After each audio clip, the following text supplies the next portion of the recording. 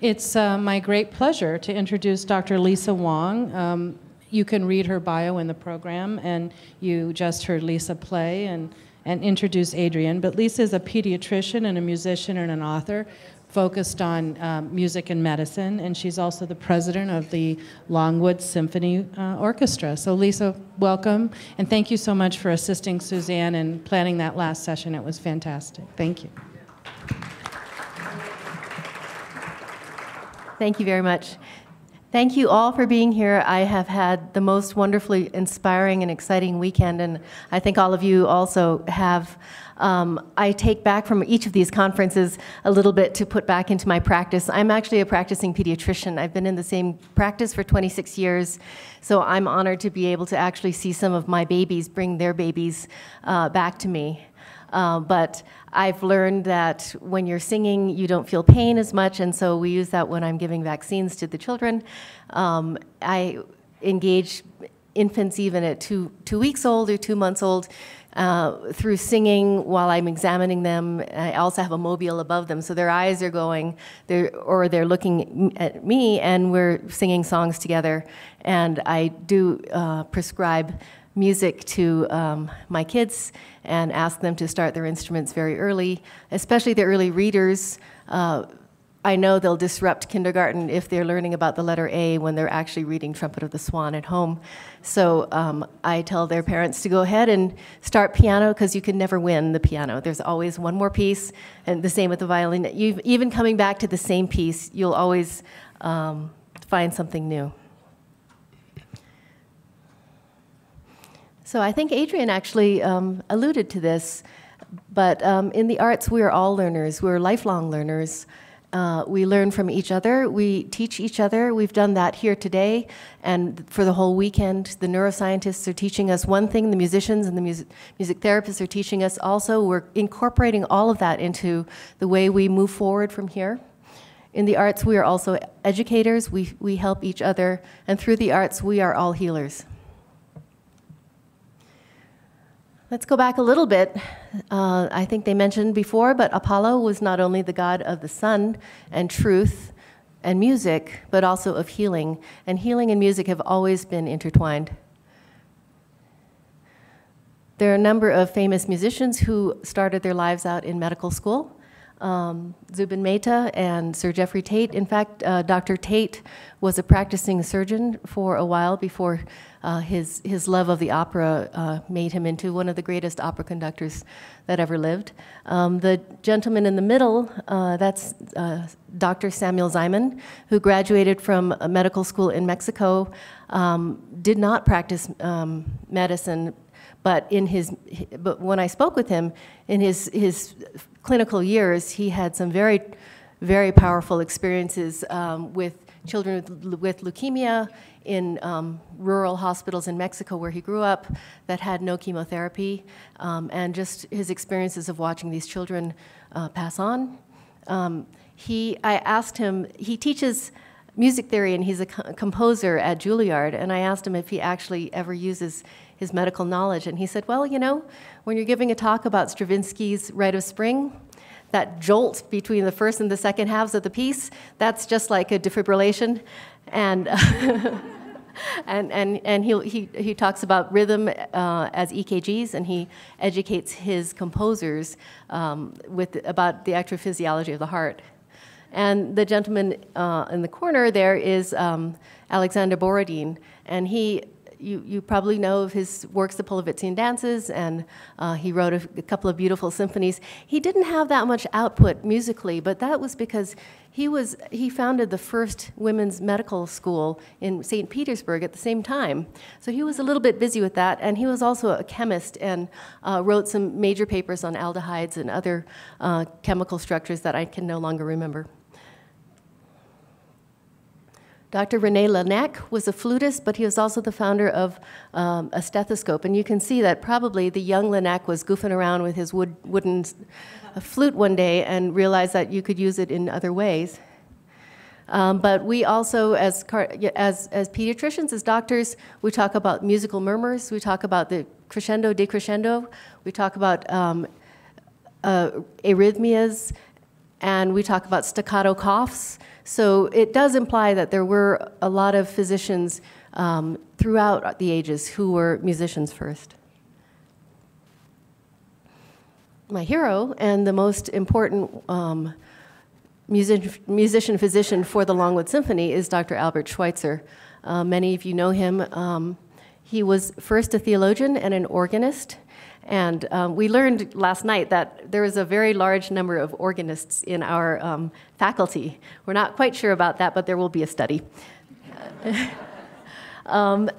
Dr. Schweitzer became a doctor when he was 30 years of age. He was a theologian, and he heard about the healthcare disparities in Africa. And when he asked to go to Africa as a missionary, his theology apparently did not match up with those who were going to support him. So he said, fine, I'll go to medical school and become a doctor instead and take my ministry there as a physician. And he took not only his ministry and his medical skills, but he took an organ, and he played Bach every night. He wrote a couple books, actually, on Bach that are still used today.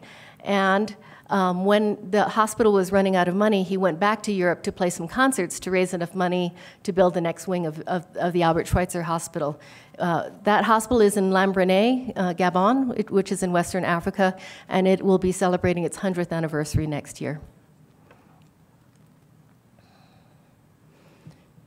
He came to the United States once in 1949, and he actually helped choose the alien organ for the Boston Symphony. And he then went to Chicago to receive an honorary degree. And then his friend who had supported him to come to University of Chicago said, can you also go to Aspen? And he thought Aspen was a suburb of Chicago, so he said, sure. And after a very, very long, many-day train ride, and he hated traveling, he ended up in Aspen and launched the Goethe Festival there, and that became the Aspen Institute and the Aspen School of Music. So what is it? What do practitioners of healing arts of music and medicine have in common? This is the burning question that's been going through all of our minds through this entire weekend. We have a shared dedication to excellence, innovation, attention to detail, fine motor detail, I might add, creativity, and empathy. Then I think that was the thing that we learned from Laurel Trainer's videos and others, where playing music together or bouncing in time to music makes you want to help somebody else. Pick up that little pencil when you're a 14-month-old baby, or spend your entire life trying to make somebody else's life better. It's a lifetime spent seeking ways to elevate our humanity. This is my friend Juliana, and she's going to help us teach what I learned in pediatrics but used through my life. We learn the basics first. We learn to adapt those basics to the world around us. So once we can crawl and walk, then we learn to not walk into other people's spaces or take their snack, and then we start becoming part of the community. In musical training, that's scales and arpeggios, and then playing in ensembles, playing for your teacher, playing in duets, and finally taking your orchestra music or your chamber music or whatever out into the community for the audiences, for community engagement, and to make a difference. And we see that among all of the musicians and I think that's one of the things that I kept feeling here is all musicians want to continue to be reaching out, building new audiences, not for ticket sales, but because they want to reach more people. The parallels are in medicine. We learn our basics. Then we learn patient care. And that's when it gets interesting. And for me, I barely passed anatomy until I could figure out what the anatomy lessons were for, what broke, what stretched, what needed strengthening. And then becoming a part of the community. How can we do what we do for public health, for improving the health of our neighbors, our friends, our patients? You may notice that there's that biochemical compound there. That's caffeine, and that's something that we thank everyone for having invented for keeping us awake for this conference. So I realized I added a new slide. This is the parallels for this weekend's conference. On the first day, we learned basically, these are the titles that Cheryl chose. What is music? And what is the neuroscience of music? The next day, what is the state of the science as we take it to helping others in neurological disorders, stroke, cancer care. And here we are today. How do we use music for well-being, for the individual, and for healing the community? And that's what my talk is about.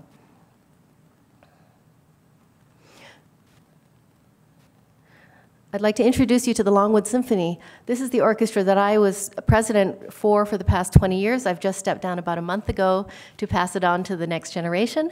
But I would like to invite you to think about how what we do in our community in Boston translates to all of your communities across the many states that you're all representing. Our motto is dedicated to healing the community through music. Our orchestra is made up of about 80% healthcare professionals, including nurses, doctors, physical therapists, researchers, cell biologists. All of them are highly trained musicians. Many of them have their master's or their doctorates in music and then chose to follow the healing arts. We play 4 concerts each year and a big summer concert on the Esplanade that brings about 9,000 people to the Esplanade.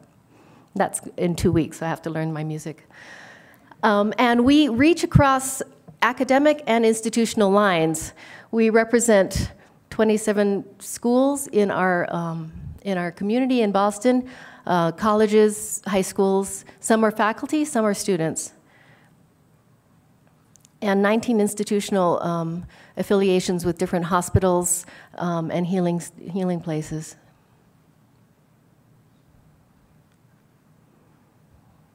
We're not the only medical orchestra in the world. I think I spoke at the other panel and saying very, very true that there are very few lawyers' orchestras around the world. And I know of one business orchestra in Germany, but there are many, many medical orchestras, and this is just the smallest sample. I know there's an orchestra, I learned that there's an orchestra at the NIH. So, and a rock band. And actually, my partner used to be in a rock band called the Septic Shocks. So how can an orchestra of medical professionals make a difference in their community? We don't get together every week just to play music because it's fun. And I think originally when we got together in 1982, it was just because we just noticed that there's so many of us that played. But that got a little bit stale after a few years, and we found ourselves apologizing a lot. Like, we'd say we're in a medical orchestra, and they'd be like, "Oh, I'm so glad you have an outlet," which is true. We have an outlet, but we have an outlet. We're working on, Mahler Second, and we're playing really high-level things. But that wasn't enough for who we were as an orchestra. So we went back to Schweitzer. One thing I know: the only ones among you who will be truly happy are those who have sought and found a way to serve. Our mission is to perform concerts of musical diversity and excellence while supporting health-related nonprofit organizations through our public performances. Oops, I forgot to read the other one. That's it. And back to our basics. We created ourselves in 1982. We established concert series, but we really play to make a difference. And we have a number of unique programs that I'll go through very quickly.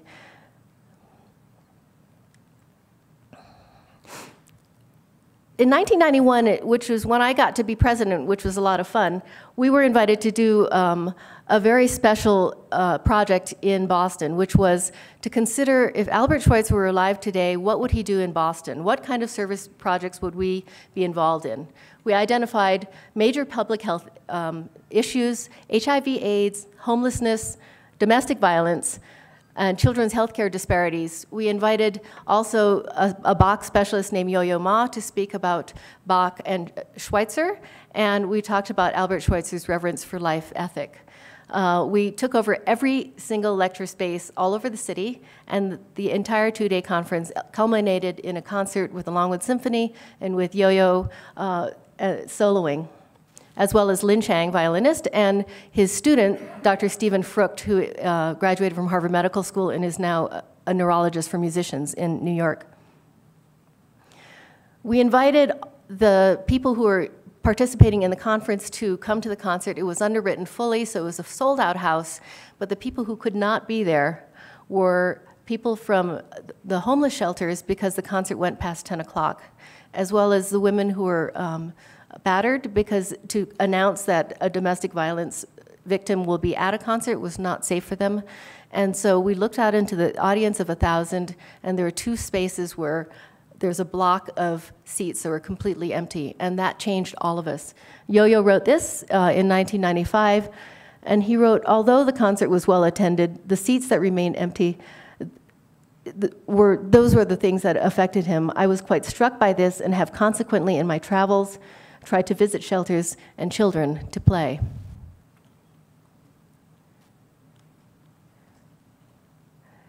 Yo-Yo also created the 6-part video called Inspired by Bach. The Albert Schweitzer Fellowship expanded to the US Schweitzer Fellows, and now they have programs in 13 different other cities, so 14 altogether, and they have Schweitzer Fellows in music or in medicine who are creating their own programs to help their communities. And the Longwood Symphony started its Healing Art of Music program. This, I thought, was really, this is something that I think about a lot from Yo-Yo, that faith, healing, and service are so much of what I think a musician should strive for. Just as the physician tries to heal the body, the musician tries to address his soul. What is the Healing Art of Music program? It's a program, these are the 4 concerts that we do. Each concert, we choose a nonprofit organization to collaborate with. We don't give them money. In fact, we ask that they buy the tickets. They buy 1/3 of the house at a decreased cost. That brings in at least one of their board members to underwrite that part of it. They bring in their own community, and very often we encourage them to bring their clients. So they bring their homeless and make sure that they can get back in, or they bring their teen mothers and expose them to a classical music concert, sitting with mentors. And these are long-term relationships that we have with them. Some of our relationships with these organizations now are 15 to 20 years old. We've worked with 40 different organizations, and they're very broad. This is a list of them. We have epilepsy, HIV/AIDS. We've worked with a number of, with a homeless shelter, some community health centers, and each concert is an individual concert that is special to that organization. It's just like taking care of different patients. They all have different needs. We sit down with them and ask, what is the message that you want to get out to the community, and what is it that you want to do to grow from this concert? I'll just give you a couple of stories. This was a patient of mine, actually. He graduated from high school, was on his way to college. He came to me because he was covered with bruises. It turned out that he had leukemia, and because he was a Korean adopted young man, there were no matches for him in the bone marrow registry. In fact, there were only 3,000 Asian donors in the bone marrow registry at the time. His 2 sisters, who were the biological daughters of this family, were in college, and they wanted to run some bone marrow drives to raise more donors to try and save his life. And we played a concert to help raise the money for them to do that traveling. They ended up building up the donor base to 11,000, and unfortunately none of them were a match for their brother, but he went through numerous rounds of chemotherapy. But the wonderful stories that came from it was that we found his biological brother in Sweden who came back, and they hadn't seen each other since they were babies. And then the adoption agency found his mother in Korea, and she was a match. She came back and saved his life for the 2nd time. And we've stayed in contact, actually. In fact, he and his mother both came to celebrate the Longwood Symphony's 25th anniversary a few years ago. And we reflected back on how, even though there was no match for him, there are countless lives that were saved from those new bone marrow donors that were now in the registry. Sometimes it's a long-term relationship with not a patient, but an organization.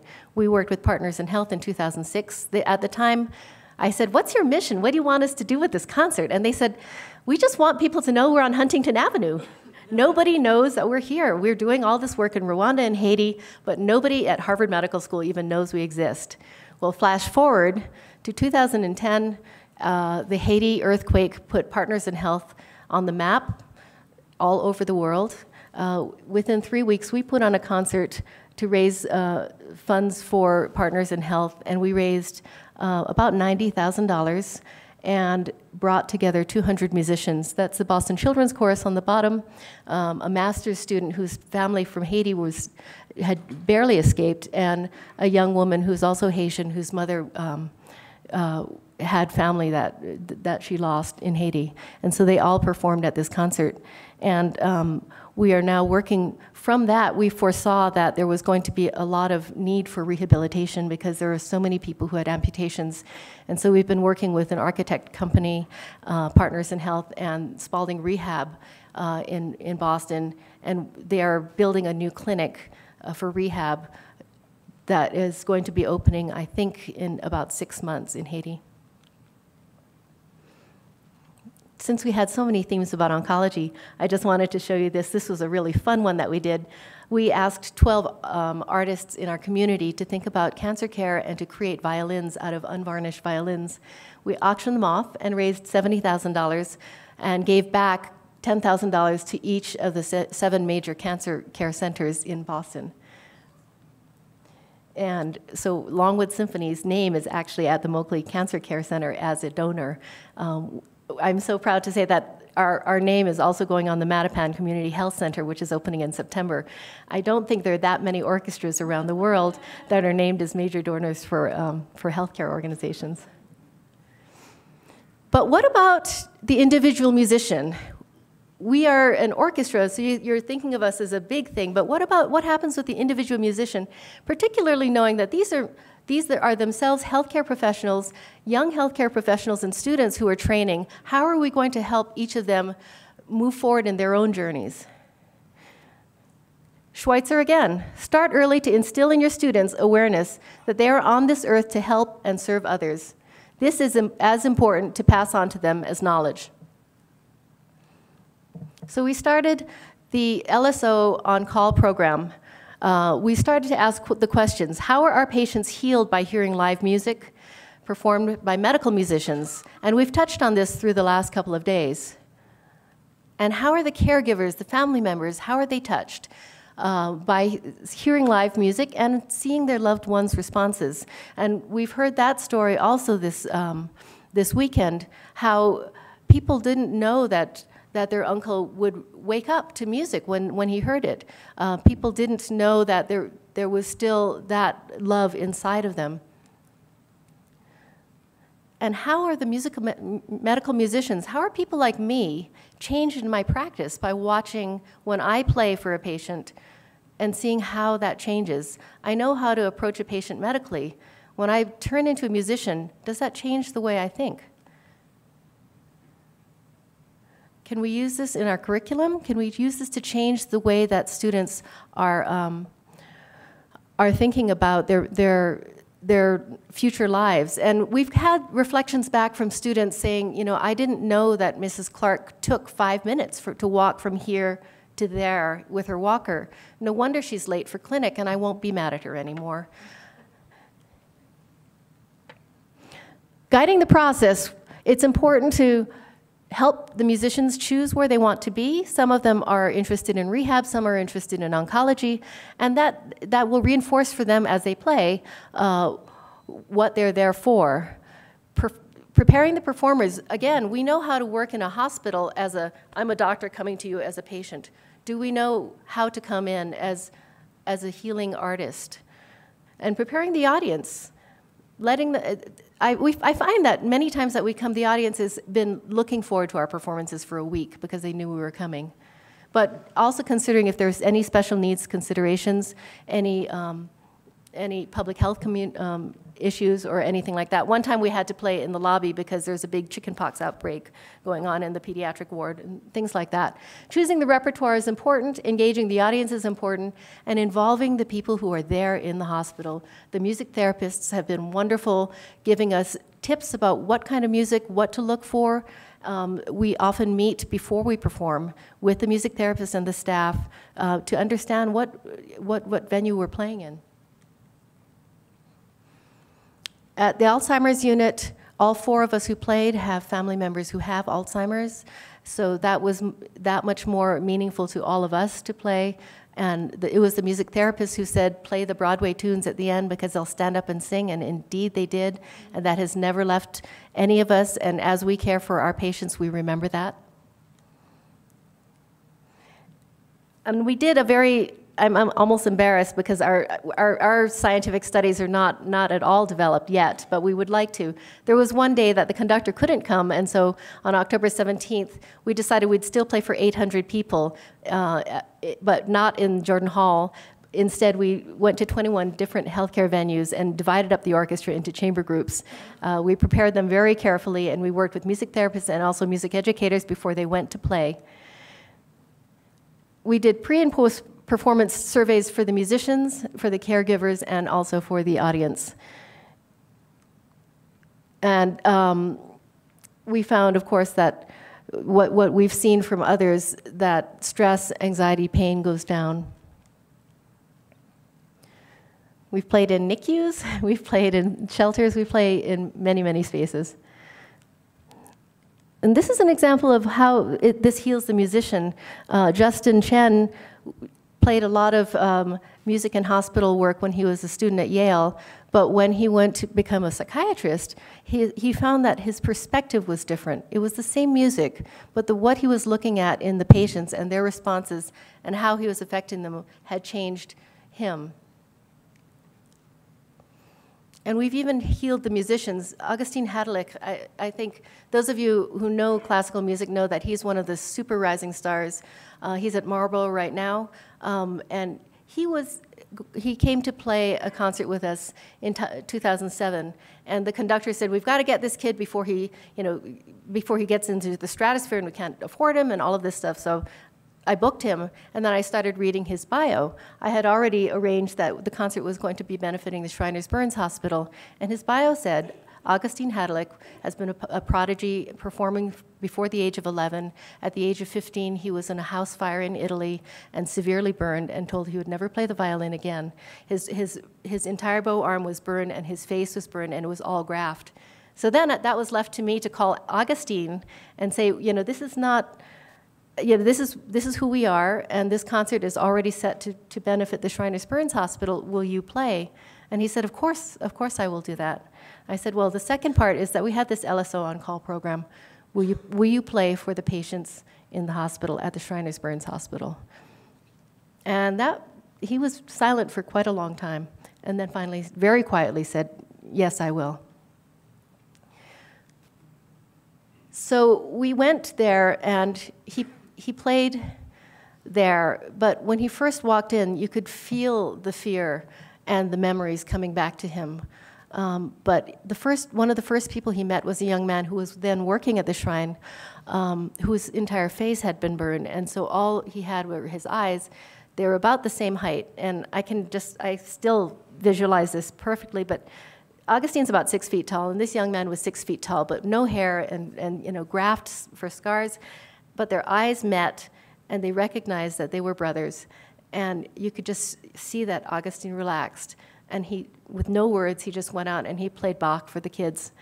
And the kids started asking him questions. And mainly they said, how'd you get out of here? What did you do? How did you get from where we are to where you are now? And he said, just never give up. Set your sights high. And we've remained friends since. And he's a remarkable young man, but I think this was a moment that was freeing, actually, for Augustine. And this is a funny note that just came up on Facebook from our concertmaster. Sherman we knew him since he was a medical student. Now he's an intern in medicine at the Beth Israel and going on into neurology.